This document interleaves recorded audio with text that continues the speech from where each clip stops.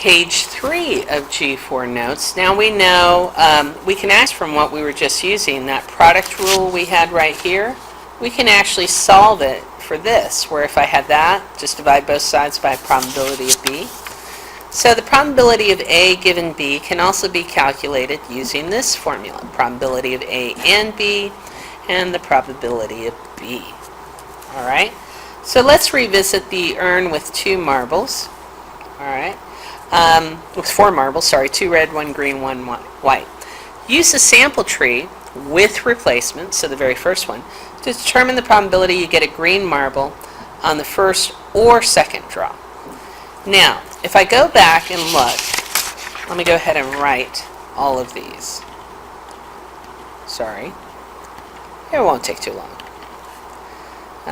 Green, green, green, white, white, red, white, red, green, white, green, oops, and white. Which ones give me a green on the first or second? I've got that one, all 4 of these, and last but not least, that one. 1, 2, 3, 4, 5, 6, 7 out of 16. So using the sample tree, I get 7 out of 16. What's the probability I get a green on the first marble? Remember, we said that was 1 out of 4. And what's the probability I get a green on the second marble? Well, if I look at the tree, it should be every time it's 1 out of 4. It doesn't change.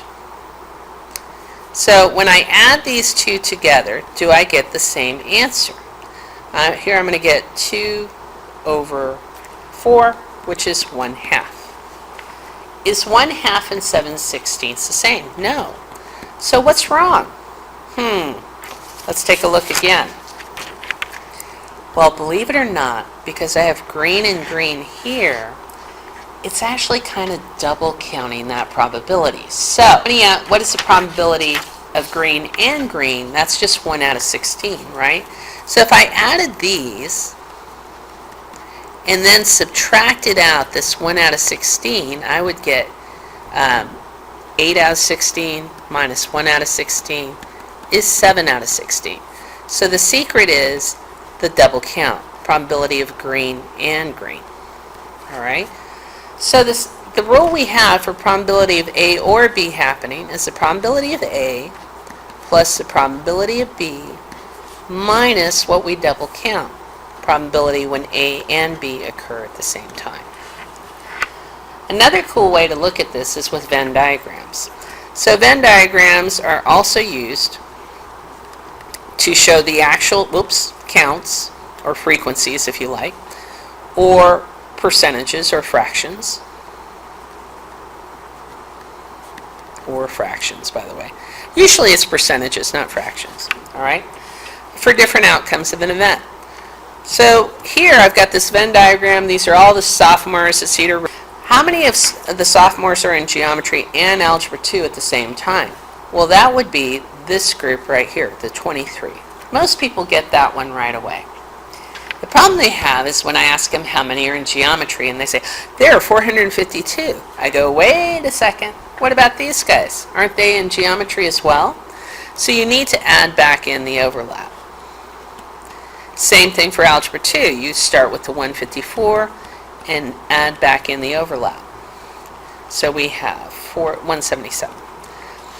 Then the number of sophomores in geometry or algebra 2, some people say, okay, well I can just add these, right? But that's going to be a little bit off.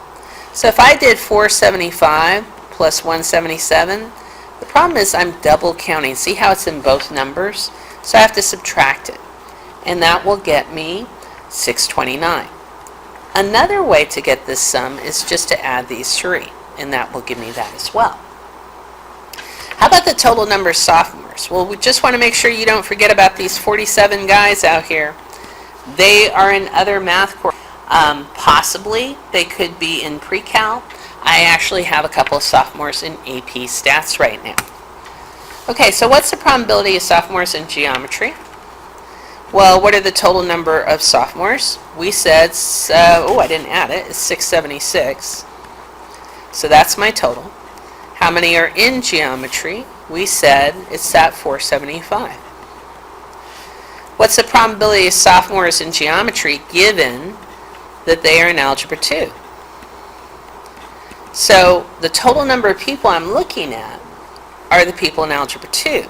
So I'm only looking at sophomores in Algebra 2. There are 177 of those. Now, I'm basically going to block this out and say how many of those kiddos are in geometry? 23 of them. And that's your answer.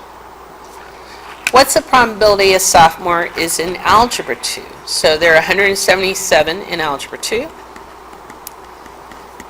So we'll say 177 over, and we're saying all sophomores, so 676. It's not a given, so I'm using total. A sophomore is in Algebra 2 given they are in geometry. So Algebra 2 given geometry, right? Well, now we are down to the world of geometry. So it's that 452 plus 23, which you can see right here is 475. And how many of those kiddos are in Algebra 2? Those 23 right there.